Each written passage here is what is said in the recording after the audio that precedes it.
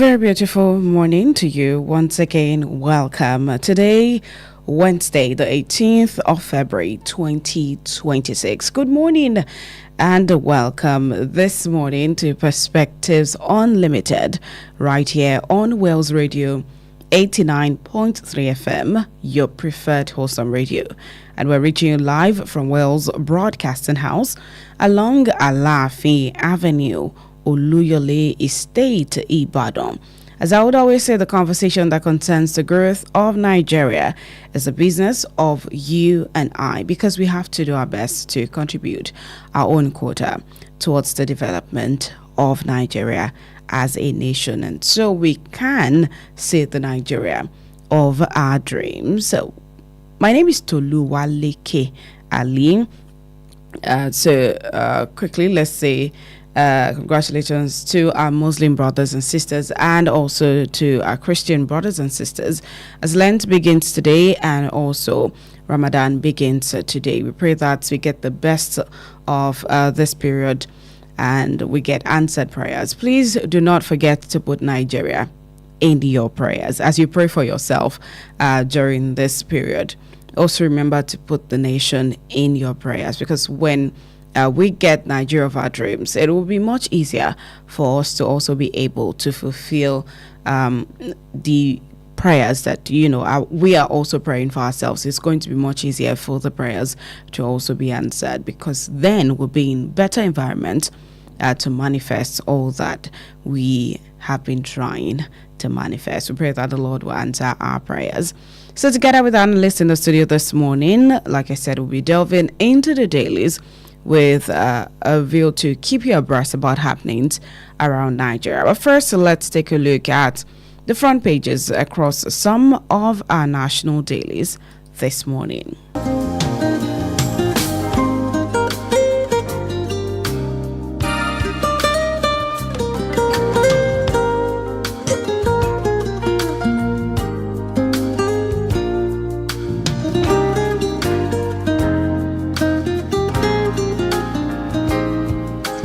From the front page of the Nigerian Tribune newspaper, above the masthead, how our Catholic Church terrorist attack was planned, executed, DSS witness tells court. And that's on page 16. Still on page 16, Nigeria loses 8 trillion naira yearly to concession waivers. That's according to the reps, and like I said, it's also on page 16 of the Nigerian Tribune newspaper.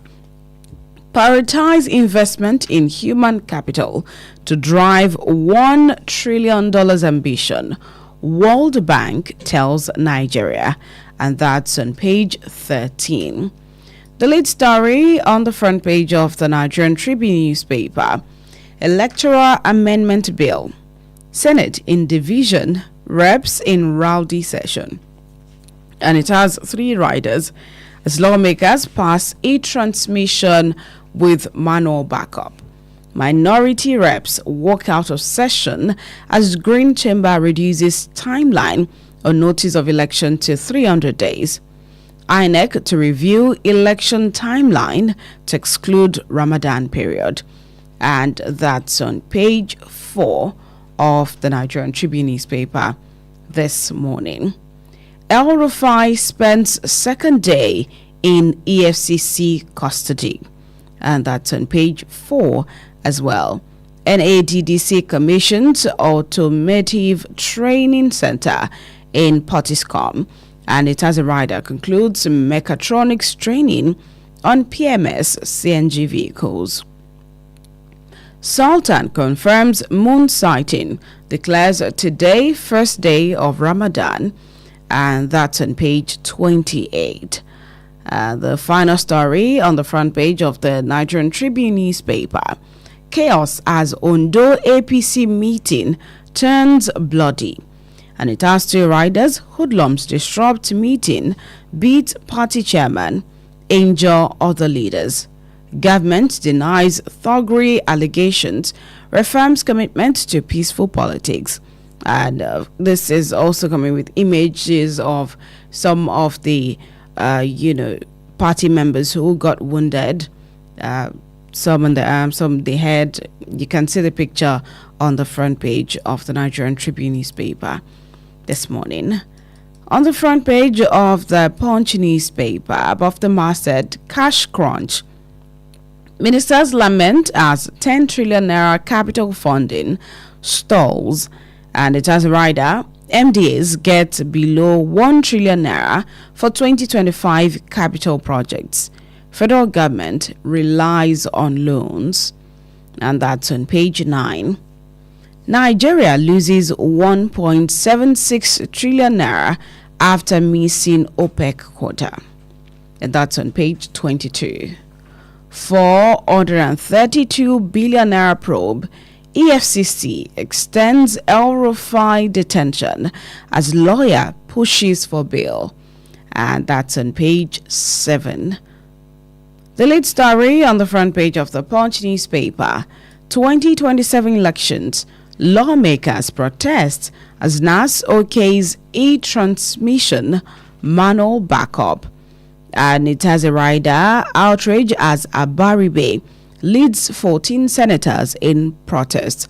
Minority reps walk out. And that is on page 2 of the Punch newspaper for this morning. France faces a new flood nightmare as waters surge, and that's on page 7. Ramadan, Lent begin today across the globe. That's also on page 7 of the Punch newspaper. Ondo APC chair beaten as party meeting erupts in chaos, and that's on page 8. And the final story on the front page of the Punch newspaper: NUPRC moves to end crude theft with first metering facility, and that's on page 22. Moving on to the front page of the Guardian newspaper now. Niger residents flee to Benin Republic as terrorists invade Bogu again. And that's on page 3 of the Guardian newspaper. Remi Tinubu 6 prayers for Nigeria as Lent Ramadan begin. And that's on page 2. Also on page 3, Zamfara governor alleges exclusion from federal government support over party affiliation. The lead story on the front page: electoral reform crisis. 2027 elections take shape as APC majority prevails. Legal tussle looms. And that story is on page 6 with a pictorial image highlighting some of the things that have changed in the Electoral Bill 2026. The highlights of the provisions on political party primaries, key changes to election timeline. It's all on the front page of the Guardian newspaper this morning. Terrorists kill 4 in Kogi Plateau attacks, and that's on page 30. Experts raise alarm over drug use surge in Nigeria. Others. And the story can be found on page 5 of the Guardian newspaper. Hoodlums invade, disrupt APC stakeholders meeting in Ondo, and that's on page 7. Also on page 7, the final story on the front page of the Guardian newspaper for this morning. 1,000 Lagos police officers benefit from Sanwo-Olu's free eye care initiative. Those are the stories on the front page of the Guardian newspaper for this morning. And quickly to the Vanguard newspaper. Manufacturers, agri sector face up to 60% interest rates. And that's on page 19. Release Kanu or return him to Kenya. Southeast monarch tells Tinubu, and it has a rider: no equivalence between Kanu Igboho. That's according to the presidency, and that story is on page 13. Lent Ramadan begin today, and that's on page 6. Tinubu, Trump, Harris, others mourn as U.S. civil rights leader Jesse Jackson dies at 84.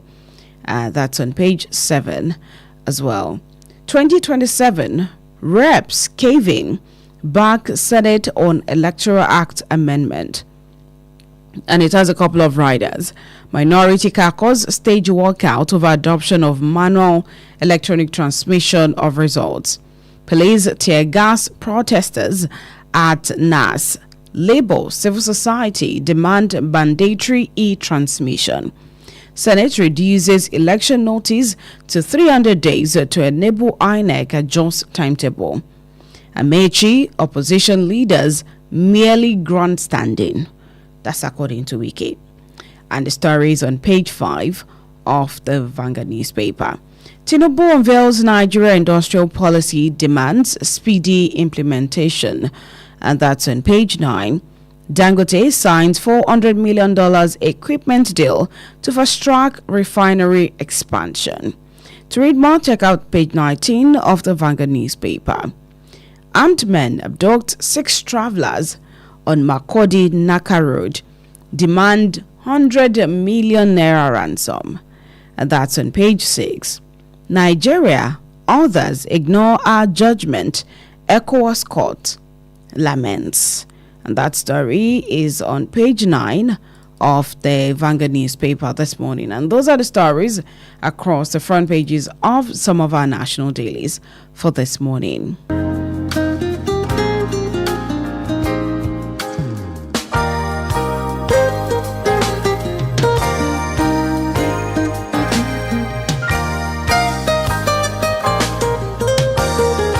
All right, joining me in the studio this morning is our analyst, Chukwemeka Manachiso. Good morning, Chukwemeka. Good morning, Tolu. All right, good to have you on the show this morning.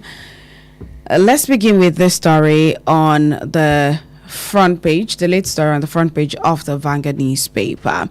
2027 reps cave in, back Senate on Electoral Act amendment. Fresh turmoil engulfed the National Assembly yesterday as minority members of the House of Representatives staged a dramatic walkout over contentious provisions in the Electoral Act Amendment Bill. Even as the police tear gassed protesters demanding mandatory electronic transmission of results ahead of the 2027 general elections. On a day marked by high political drama, heated arguments and street protests, the House caved into pressure and adopted Clause 60, subsection 3, which provides for both real-time electronic and manual transmission of election results. It also passed Clause 84, dealing with the mode of nomination of candidates by political parties. It was reported on Monday that the House of Representatives had earlier passed e-transmission of results, and they were under pressure to adopt the Senate's version, which provided conditional e-transmission, which was then the cause of the issue yesterday, and they now eventually had to cave in to accept what the Senate has proposed, despite the fact that they had previously on Monday passed full e-transmission of the results. And so the session yesterday was pretty rowdy. In fact, there was trouble during the passage, which led to some part of the House, walking away, and it was pretty rowdy yesterday before they eventually passed the conditional transmission of e-transmission, the conditional e-transmission. I beg your pardon.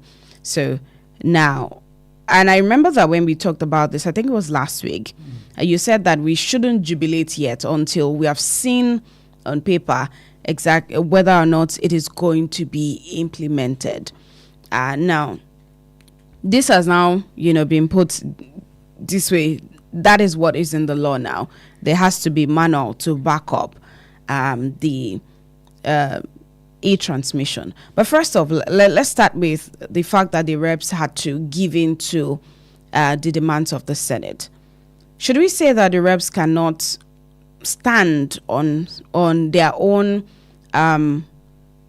This has to be what we want. and let's, see if we can work on it, or they have to succumb to what the Senate? You see, Tolu, what we are looking at is a leadership deficit. When they said there will be harmonization, the two houses will meet, I understood clearly that this is where it's going to end, because we have members of the APC, in both chambers. There are more. There are many people that have defected. When you are buying people, bringing them to your own to come over to you, you had something in mind, and this is one of the consequences of bringing people under one political party. When you have a lot of people that were not originally part of the party and are now becoming members by design or by default, there is something you have in mind, and this is what we are seeing right now. But the issue is this: why e-transmission and manual transmission, they mix up. I believe that if leadership is about honesty, transparency, and credibility, and integrity, when you bring up the issue of manual, you have created a loophole for electoral banditry. That's the way I see it, because you have created a loophole for people to juggle figures and come up with something, and you have created a job for the courts, because manual transmission, manual collation and everything will lead to avalanche of cases in the court. You understand what I'm saying? The world is going digital, and Nigeria, because we are dishonest people, we are going back to manual at this time and age, when we are even encouraging our children to do CBT as examination and everything. Why are we going manual when we know for sure? First of all, they came up with a lot of lies. No transmission, no network. Even this man representing Abia's Ojus Okalo, his people in his own village staged a protest against him, that they have because he told them at Abuja that that where I come from, there is no network. His own people from his own constituency staged a protest that, look, we have a network in our area. What a shame. And these are a crop of human beings that are making law for this country. Tolu, the president's wife saying Nigerians should be praying for Nigeria. At times I look at this country and I begin to wonder, look, God does not, the Bible said righteousness exalts a nation. It didn't say prayer. When you pray and you are full of duplicity, when you pray and you are full of criminality, do you think that God will honor your prayer? It will not. He will not. The Bible said that the prayer of a sinner is abomination to God. What are we praying for? You know the right thing to do, and you don't want to do it. And you say that people should be praying for Nigeria. Pray for what? You know what I'm saying? So, who is afraid of transparency in our election? Who is afraid? If you don't have anything to hide, why are you going back to manual? Why are you saying that in the age of look at a country like India, bigger than Nigeria, and yet the issue of transmission of results, they have overcome that one, because there's no way you go to India and tell them manual. They look at you as if you are a museum piece, because something as out of the blues. And in Nigeria here, because of our duplicity, because of our criminality, we are talking of manual in the age of a digital experience. What kind of a country is this? And people, like somebody is saying we should be praying for what? Don't you know what to do? I don't believe in that kind of prayer. First of all, you purge yourself of your iniquity. What you are doing, purge yourself of it before you pray. You can't deceive God with prayer. Pray for what as a prayer. Look at what we are. When we talk of harmony, I knew that this is how it's going to end. But at the end of the day, Nigerians will have their say. Let us see what will happen at the end of the day. This, because people that are now juggling all over the place, 2027 may be a shocker to people who believe that they have bought the whole Nigeria. That, Nigerians have... Look, the thing is this. If you have done so well, why are you afraid? Why are you afraid? If you know that you don't have skeleton in your cupboard, why are you afraid? Why are you afraid of meeting the electorate at the poll in a transparent manner? the people are saying we want e-transmission. You say you want manual. We know what manual we know it is a recipe for corruption, for numbers to be changed, for people. Look at what they said. Presiding officer we decide is at his own discretion to decide whether to use manual as a backup. When you are given the kind of money you have not seen in your life, how will you not decide to use manual? If we go electronic, look at I use Anambra election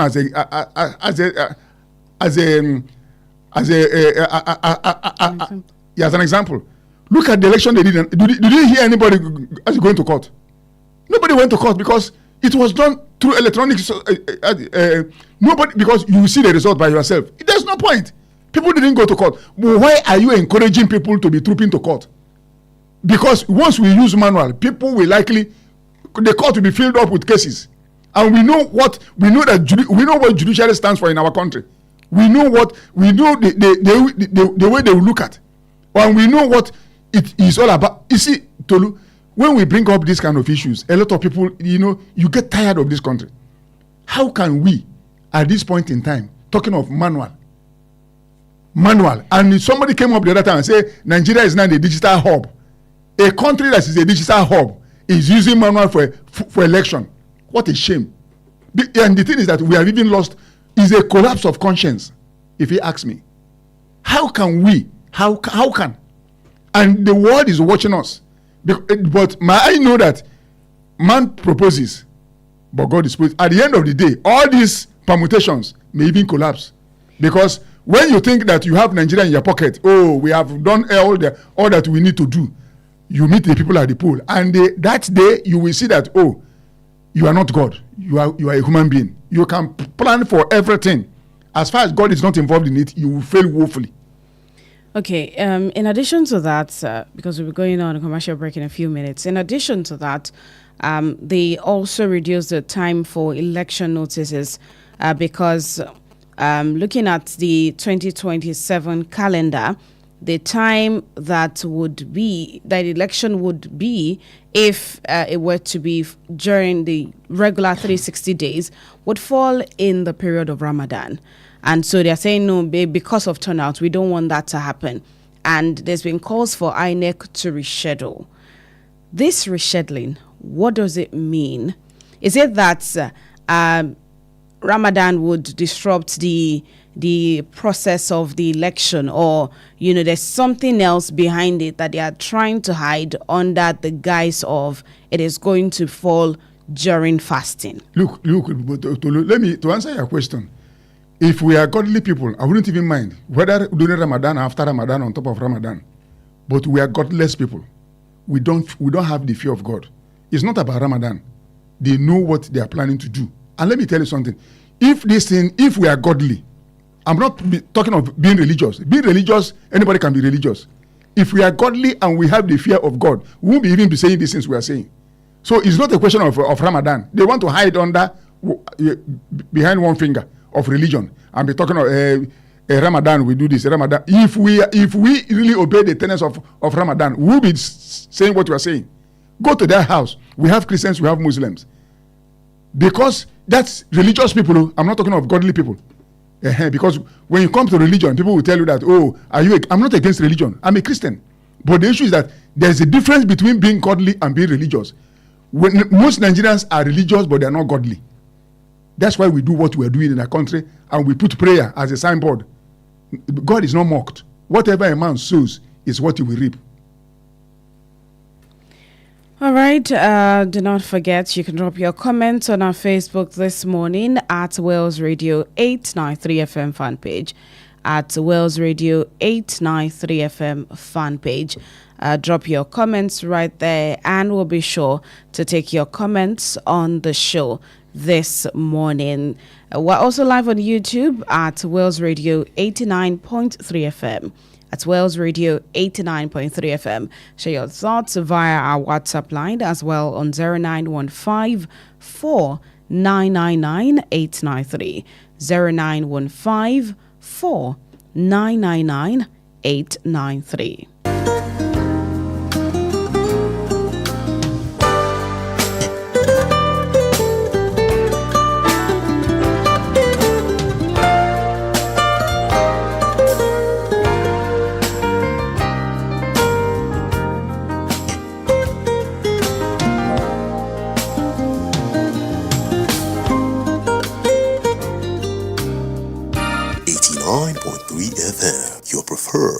Wholesome Radio. How long will it take you to confirm payment? I have been waiting for the past 1 hour. I'm so sorry. Our network is slow. I will just run out of data. Same excuse yesterday. It is unacceptable, please. You better switch to One Data Internet Service. One Data? Yes, One Data. One Data is an internet service provider with the best alternative and solution for unlimited speed. One Data provides fast and reliable internet service to organizations, homes, and places of interest in Nigeria. With One Data, you get to enjoy the premium internet service with dedicated unlimited internet speed at all times, 24/7 fantastic customer service and support, and you enjoy a 1-month free subscription when you make payment. Now is the time to say goodbye to downtimes. Sign up with One Data today on 0811 223 2671 or visit www.onedata.ng for more inquiries. One Data, unlimited speed. Are you hungry for something delicious?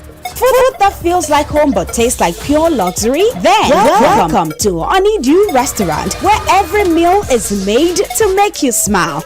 From our smoky jollof to rich ofada sauce to a variety of delicious soups like egusi, eforiro, and more, paired with your favorite proteins and hot, freshly made swallows, all made for you to enjoy. We also handle bulk orders in liters, fresh and ready whenever you need it. We deliver it to your doorstep. At Honeydew, it's not just the food, it's the feel. With our beautiful ambience, perfect for your romantic dates, family outings, or your quiet, relaxing evening escape. Join us every last Friday of the month at 7 p.m. for karaoke night with Jayola and enjoy music, games, food, drinks, and free mocktails and cocktails as you sing your hearts out. Visit us at Plot 42, Block 8, Alaafi Avenue, beside Wells Radio, Oluyole Estate, Ibadan. For your doorstep delivery or inquiries, call or WhatsApp 0814-691-6635, 0814-691-6635. Honeydew Restaurant, where every meal is made to make you smile. The Financial Services Regulation Coordinating Committee, FSRCC, in collaboration with the National Broadcasting Commission, NBC, wishes to draw the attention of the public to the activities of illegal financial operators, IFOs, which threaten public trust and the stability of the Nigerian financial system. The general public is hereby advised to refrain from dealing with unlicensed financial operators who deceive individuals with unrealistically high investment returns. Verify the licensing status of such schemes on this website: www.cbn.gov.ng, www.nicom.gov.ng, www.pencom.gov.ng, www.sec.gov.ng, www.fsrcc.gov.ng. To report any suspicions of illicit financial activities, call CBN 0817-665-7060, 0707-338-4828, SEC 0209-462-1168. Announcer, FSRCC. Boost your business with Wells Radio 89.3 FM. In a competitive world of business, strategic brand and product positioning is key to growth. Don't remain unseen in the shadows. Shine a spotlight on your brand with Wells Radio 89.3 FM today. Why Wells Radio? We are your state's #1 family radio station. We connect with the heart of families in your state. As the smallest unit of the society, families trust Wells Radio for quality content and information. Visit us today along Alaafi Avenue, Oluyole Estate, Ibadan. Our white and blue building just before Sharp Corner ensures your business won't go unnoticed. Advertise with us today. Call our marketing office on 0903-936-8185. Call Toby on 0803-509-3394. Ayo on 0706-840-7359. Take the leap today. Let Wells Radio 89.3 FM be the megaphone for your business success. You won't regret it.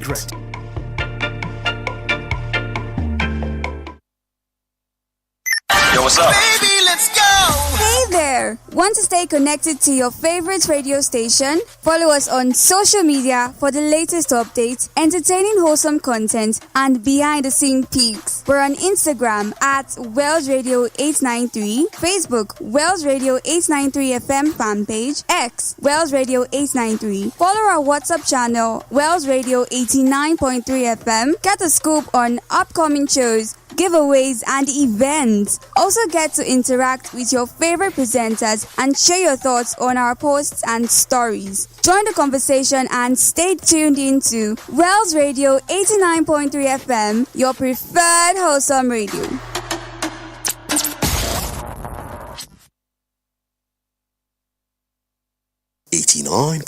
FM, your preferred wholesome radio.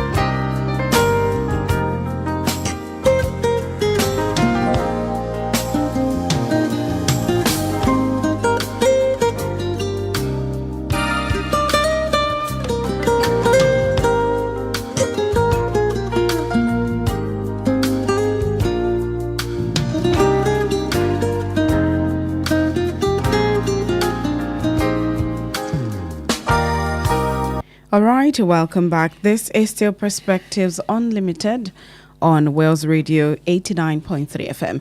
Now let's move to the Guardian newspaper, where we have the story: Niger residents flee to Benin Republic as terrorists invade Bogu again. And it has three riders. Senate demands security reset after massacre of 56 in Niger. UN, over 3.7 million Nigerians displaced. IGP meets ex-police chiefs Mohammed Atta Ehindero, Novo others. Many terrified residents in their thousands yesterday fled the new theater of persistent and sporadic attacks by terrorists in Bogu and Aguara local councils of Niger State, seeking refuge in the Benin Republic. A situation worsening the country's deepening security and humanitarian challenges, which have seen more than 3.7 million Nigerians internally displaced. This is a terrorist again struck in one of the communities in Bogu barely 24 hours after the governors of Niger and Kwara states, Mohammed Umar Bago and Abdurrahman Abdurrazak, met in Mina on Monday to assess the security situation in the border towns of the two states. The terrorists, numbering over 200, riding on about 70 motorcycles in the early hours of Tuesday, stormed the Konkoso community for the second time within a week. And according to eyewitnesses, the gunmen set more houses ablaze in Konkoso before moving to Segbana, which is another village where they wreaked havoc. There's been no report of casualties so far, but Segbana is said to be a border town between the Benin Republic and Nigeria in Kebbi State. While details of the attack remain sketchy as of press time, with the State Police Command yet to react to the development, villagers who have been thrown into panic, particularly with the absence of security operatives on ground, are already deserting the area in droves. Now, if Nigerians have to start moving now from Nigeria, which is supposed to be big brother of Africa, end quote, to Benin Republic, in order to be able to survive, what do we do, or should I say, what then is the future of these average people who that's all that they live for? Okay, I have not opened the phone lines yet, so I can't pick this call yet. But I want you to react to this, and then I'll call the phone lines and we can start. Okay. You see, Tolu, we are not running human-centered politics. It's profit-motivated politics. The leaders are in Abuja talking of how to manual, because anything manual will lead to manipulation. We are looking at our people are moving from our country to another country, and we are not concerned. We are not bothered. We are not looking at the welfare. It's not about the welfare of the people.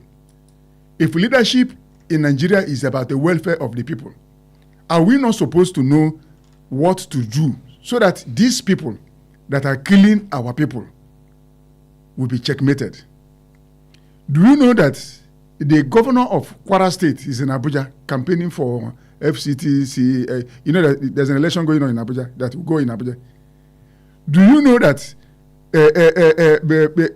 when people in Sokoto moved away from their villages down to another place, and the governor came out and said that no, they are not moving, is because of, later he admitted Nigeria is in a problem, and we are not even looking at solving our problem. We are looking at just to be in a leadership position. You can rig yourself into power, but you cannot rig yourself into performance. Tolu, if I tell you I'm not disappointed, I'm thoroughly disappointed, because it is like we are moving from bad to worse. Look at the country where we call our country, Nigeria, where people are leaving their ancestral homes because of non-state actors. Look at when this man came into office, General Christopher Musa retired. We thought that at the end of the day, though many people do not believe in his capability to stop this, and I'm beginning to align with them. Since he became the Minister of Defense, have we had has there been this? You move from one tragedy to another tragedy. What has he done so far to show that yes, a new sheriff is in town? Nothing. People are moving from Niger State to Benin Republic. People have moved from some states in the north to Cameroon, and we are here playing politics. We are here talking of e-transmission, manual collation. All we are obsessed with is that position to be in power, and not even the delivery. And that is why they are not employing influencers to tell Nigerians that, look, this is what you must do. If you know you have done well, why are you engaging influencers to come and talk to Nigerians? It's your scorecard that people will look at. To look at Kwara State. Do you know how many people are in captivity in Kwara State? How many people were captured? And they are still in captivity, and I don't think there's any concerted effort to free these Nigerians. A video surfaced online yesterday of a boy who, took a bus with some people. In fact, he looked so malnourished. According to him, he was kidnapped 2 years ago alongside his father and his brother. Those ones had been killed, and so he had been in captivity for 2 years before he was sent away on Saturday. And when the video surfaced online, there were too many reactions from lots of Nigerians, because this is just a small boy basically who has had to go through all of that hard time, see his father being killed, see his brother being killed, and then when they saw that they had no use for him anymore, they sent him away with nothing, practically nothing at all. It was just sent away like that. And that boy is a Nigerian. Yes. How do you think that boy will grow up to see Nigeria? No. How do you think that boy will grow up to see leadership in Nigeria? How do you think that boy will grow up to be normal? How do you think that boy will grow up to be patriotic in a country that disappointed him? 0916-893-1000, 0916-893-1000, or 0915-333-4893, 0915-333-4893. 4893. You can also call 0911 3333 893. 0911 3333 893. Those are the phone lines for you to call to be a part of the show this morning. And you can drop your comments on Facebook at Wales Radio 893 FM fan page, at Wales Radio 893 FM fan page, or your WhatsApp messages on 0915 4999 893. 0915 4999 893, or call 0916 893 1000. 0915 333 4893, or 0911 3333 893. Now, still in the Guardian newspaper, group asks Russia to address alleged forced recruitment of Nigerians. Foundation for Peace Professionals, Peace Pro, has called on the Embassy of Russia in Nigeria. Okay, let's pick this call first. Hello? Hello, good morning.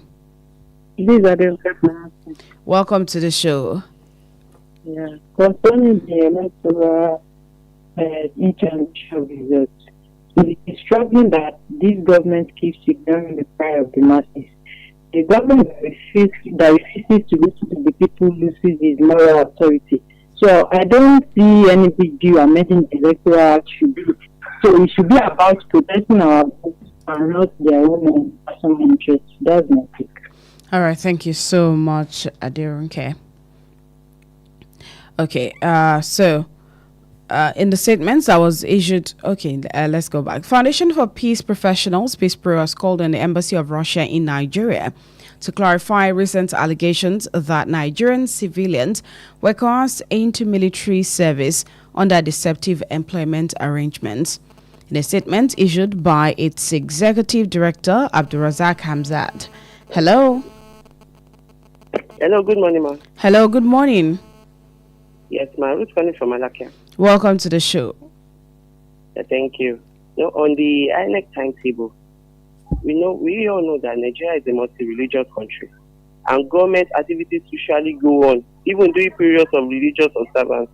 So whatever the election schedule may be, the most important thing is for the electoral officers, security agencies, political parties, and voters to conduct themselves responsibly. Because the true strength of any democracy depends on the confidence and trust citizens have in the electoral process. Good morning. God bless Nigeria. All right. Thank you so much. The organization said the Russian mission owes Nigerians and the international community an explanation regarding the circumstances surrounding what it described as an unfortunate and disturbing development.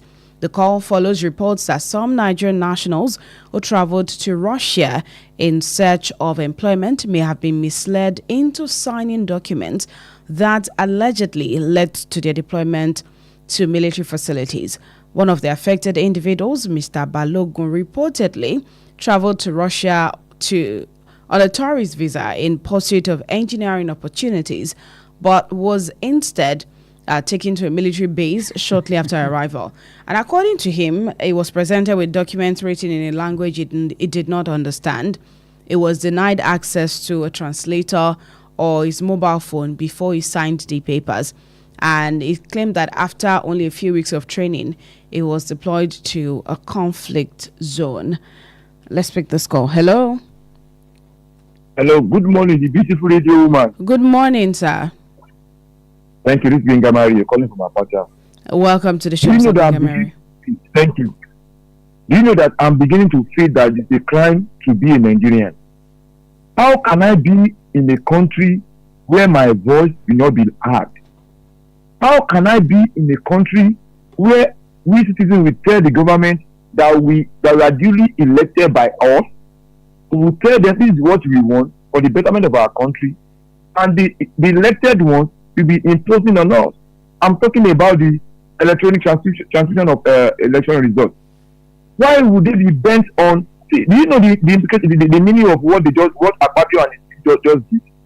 It means that if the network fails, Even that they are always telling us that the network will eventually fail.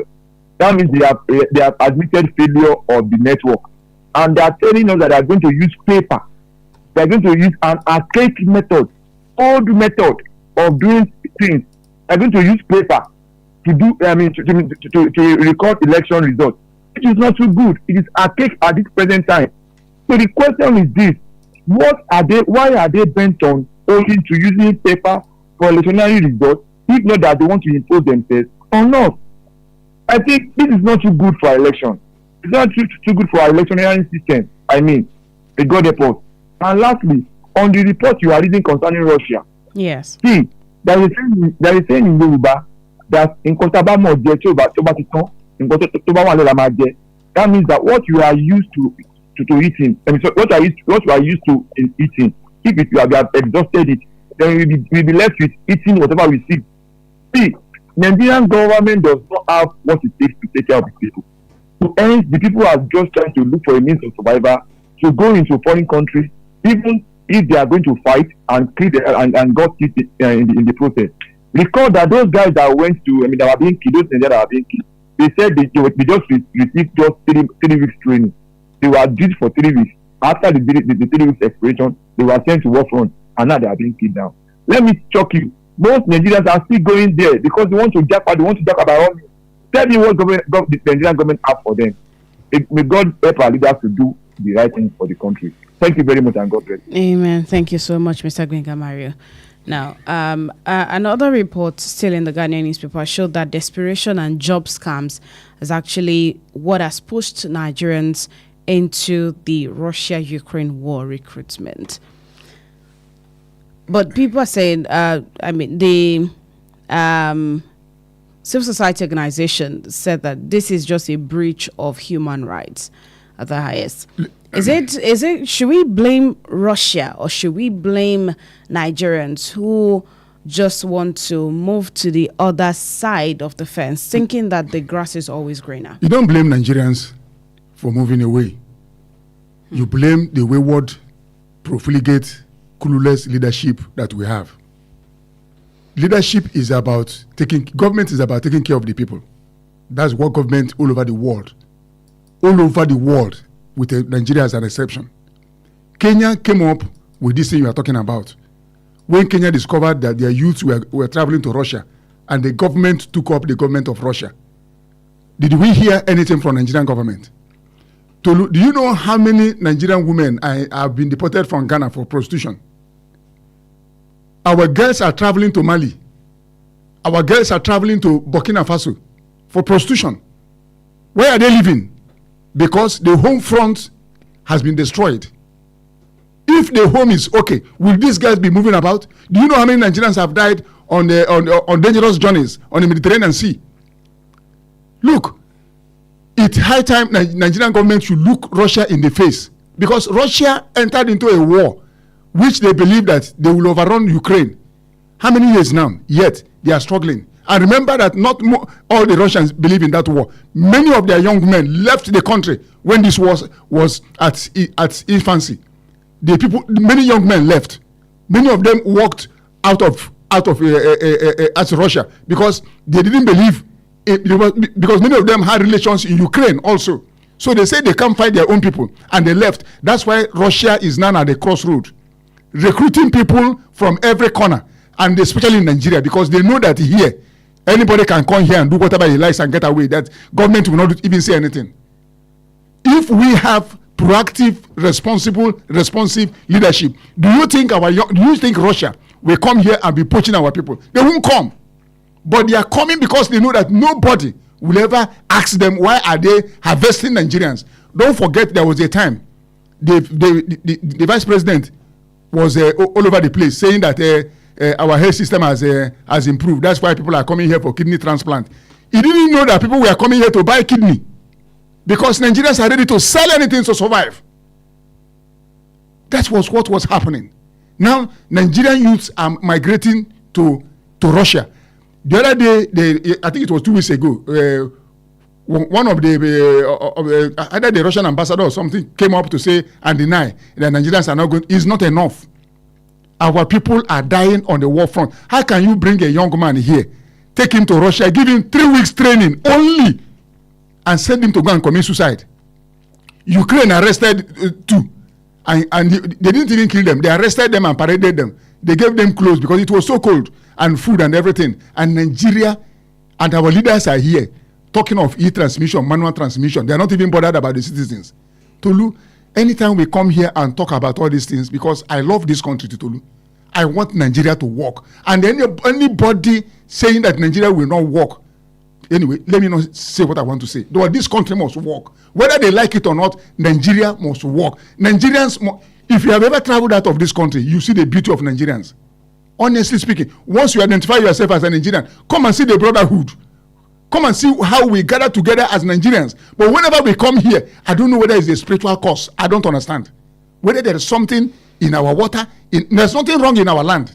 Nothing is wrong with our water. Nothing is wrong with the geographical location of Nigeria. But there is a lot wrong with the people we choose to represent us as leaders. Look at what is going on in our country. Young men traveling to Russia to go and die because the home front is in a mess.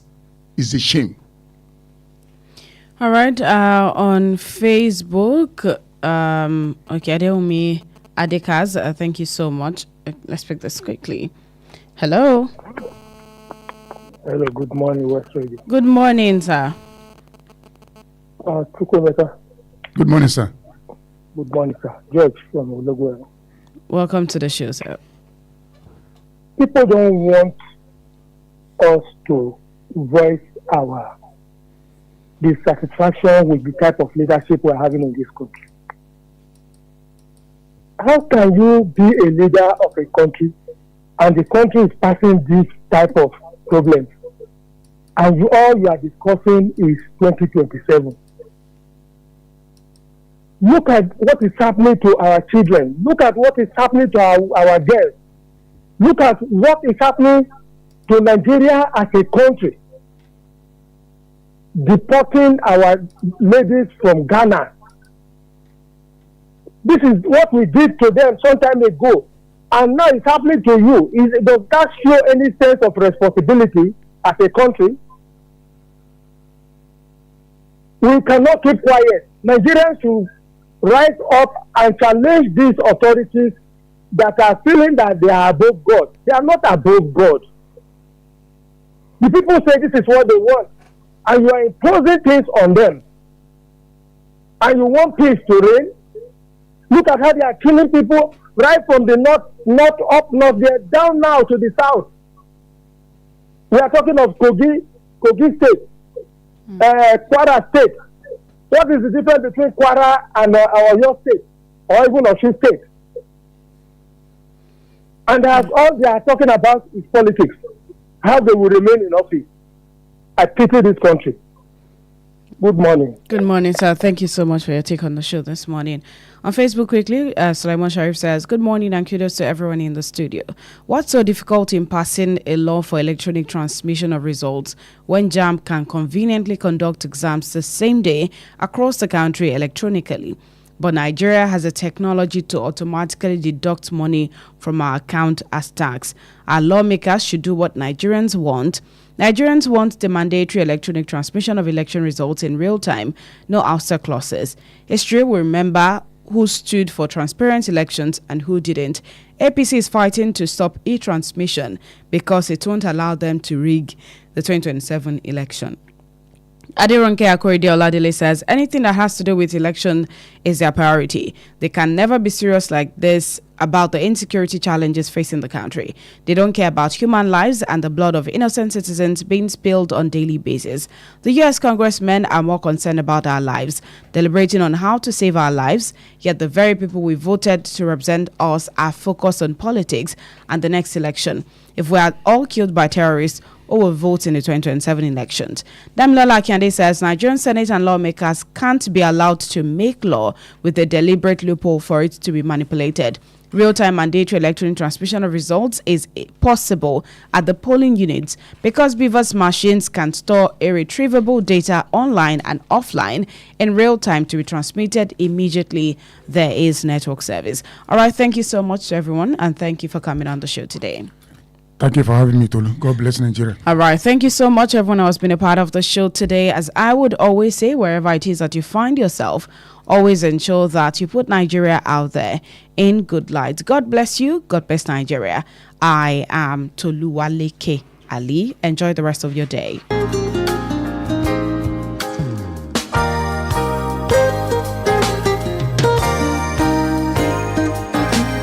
Please listen to this important information. The views expressed by the interviewee in this program are their own and do not necessarily reflect the views or opinions of Wells Radio 89.3 FM or its affiliated entities. Wells Radio 89.3 FM is committed to providing a platform for diverse perspectives and opinions, and the views expressed by guests on our programs are their personal viewpoints. Wells Radio 89.3 FM does not endorse or take responsibility for the content or opinions expressed by individual interviewees and callers. Thank you.